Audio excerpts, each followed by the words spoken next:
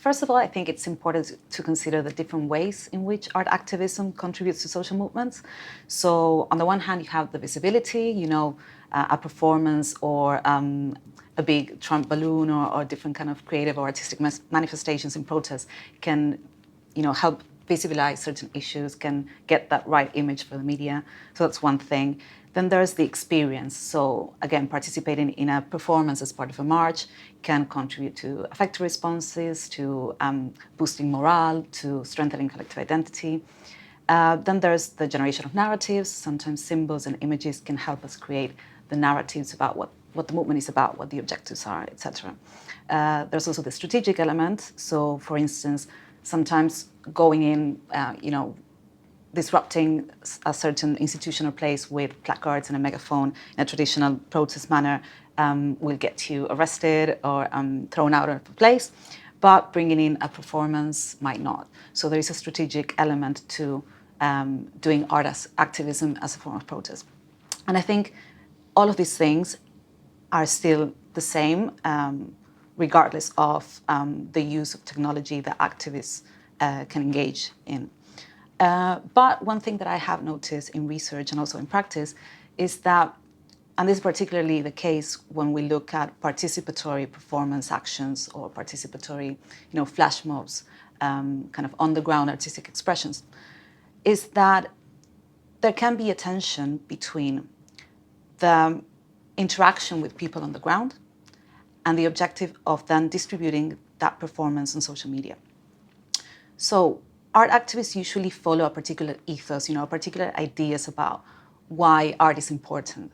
So it's not just, like I said, it can be strategic to do a performance in a particular place, but it's usually also about that connection with someone. And that is not the same to shout at someone with a megaphone, that to invite them to participate in a performance or to invite them to paint a mural with you or something like that. So there is this belief in that art can be a powerful way of connecting with people and perhaps, bringing them into a campaign, changing their minds, etc. Most people that I've done research with believe this strongly. But then there's also the realization that there's only so many people you can reach when you do this on the ground, and that your actual public is online, where you can make the short film, the 2 or 3 minute clip that you put on Facebook or on Twitter, and that's how you reach an audience. So increasingly, this has become the main objective of those actions, to get that clip that you're going to distribute. And while sometimes those things can coexist and everything's okay, and there's a balance, sometimes the objective of the video ends up kind of determining the way that performances and interactions take place, because it guides the script, because it guides where we do it, it guides how we do it, etc.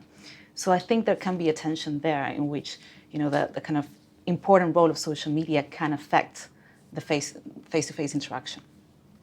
Well, an example of this is the performances that are taking place as part of a campaign called Art Not Oil.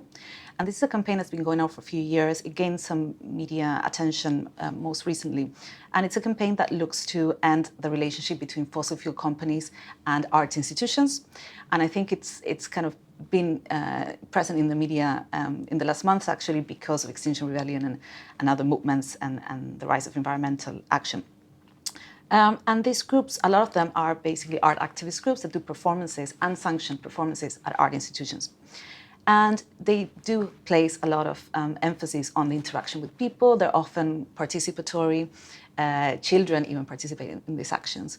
But then there is that clear objective of having the film that people can watch online. And it is very important in the films, for instance, that the narrative is clear, that the story is real, because you only have 2 or 3 minutes to explain who the group is, why they're in a museum talking about climate change, give basic facts about the relationship between the fossil fuel industry and the cultural sector, and then also offer kind of information about that action in particular, why it's happening on this date, etc. So there's a lot of information that you have to put in a very short clip. And when you have the action, on the ground, it can take actually 3 hours sometimes. It's very long. People can engage at different points. There's also a leaflet that people get. It's a different kind of, a different way of engaging with information. Whereas the video has to be very sharp and include everything. So that, I think, is a good example of that. Yeah, I would just add that I agree that art is such an amazing way of emotionally connecting with people. And we've seen with people like Stephen Colbert in the US, who's a very well-known comedian, he has used that kind of brilliant way of connecting with people to then engage in a lot of political kind of discussion.